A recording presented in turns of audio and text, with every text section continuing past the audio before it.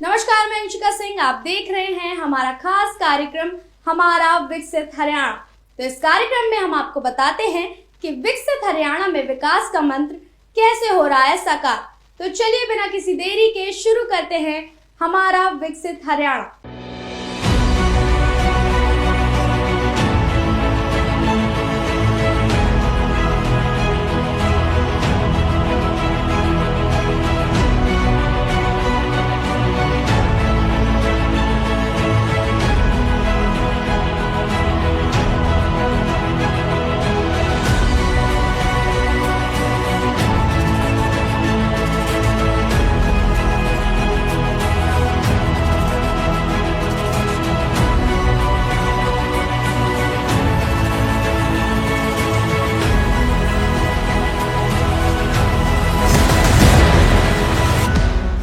धर्मनगरी के नाम से विख्यात कुरुक्षेत्र को वैश्विक स्तर पर पहचान दिलाने के लिए मुख्यमंत्री नायब सिंह की सरकार लगातार प्रयास कर रही है। इसी कड़ी में कुरुक्षेत्र विकास बोर्ड की 82वीं बैठक प्रदेश के राज्यपाल बंडारू दत्तात्रेय की अध्यक्षता में हुई।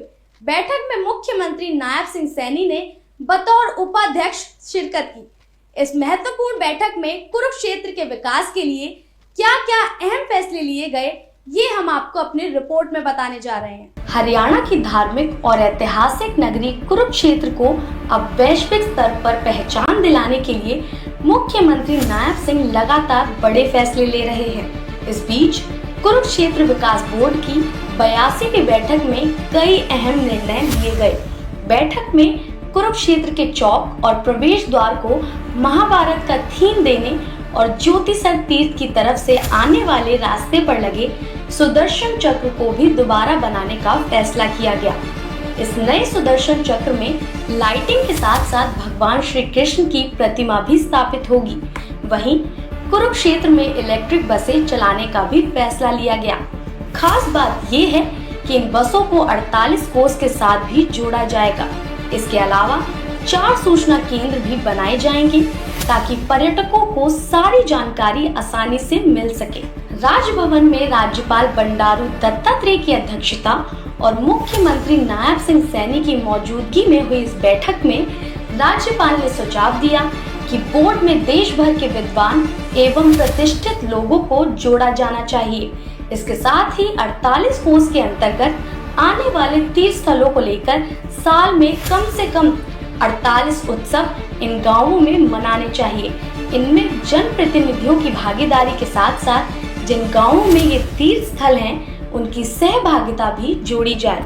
वहीं बैठक में मुख्यमंत्री नायब सिंह ने बताया कि सरकार का उद्देश्य है कि धर्म क्षेत्र कुरुक्षेत्र की सांस्कृतिक और आध्यात्मिक धरोहर को वैश्विक स्तर पर पहचान मिले।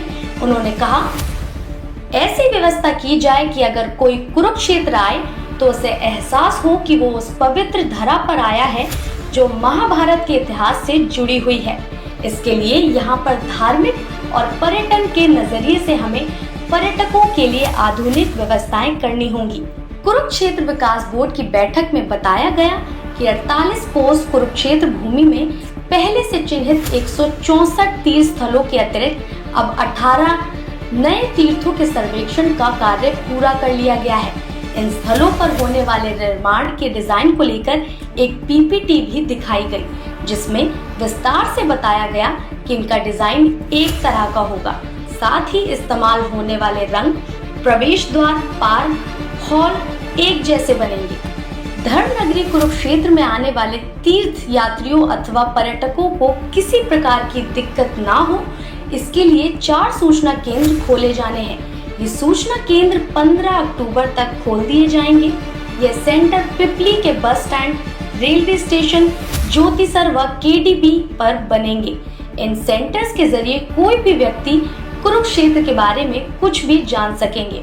इन केंद्रों पर कुरुक्षेत्र की जानकारी मुहैया करवाने वाले पोस्टर एवं बुकलेट भी उपलब्ध रहेंगी, जिसमें होटल, टूरिस्ट पैलेस व कुरुक्षेत्र से संबंधित सभी जानकारी होगी। सीएम नायब सिंह ने तीर्थ क्षेत्र में लगने वाली प्रतिमाओं के लिए भी अहम निर्देश दिए हैं। सीएम ने कहा, कुरुक्षेत्र में स्थापित प्रतिमा व ऐतिहासिक स्थलों के पास बोर्ड लगाए जाए जिनमें इतिहास का उल्लेख हो। अगर बाण गंगा की प्रतिमा है तो बताया जाए कि इसके पीछे का इतिहास क्या है।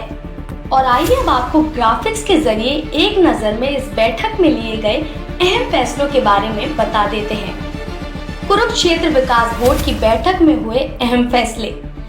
ब्रह्म सरोवर के प्रवेश द्वार के नाम तय करने पर चर्चा। ज्योतिसर तीर्थ परिसर के आसपास होगी हरियाली की व्यवस्था। पूरे शहर में पेंटिंग और रेलवे ब्रिज के नजदीक लिखवाए जाएंगे श्लोक।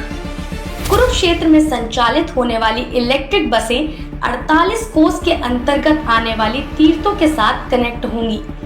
बसों के अंदर रूट मैप लगाया जाएगा, साथ ही दैनिक पास की व्यवस्था भी रहेगी। डेली रेस पास न सिर्फ बस में चलेंगे बल्कि कुरुक्षेत्र में बने अलग अलग स्थलों पर भी एंट्री पास के रूप में काम आएंगे।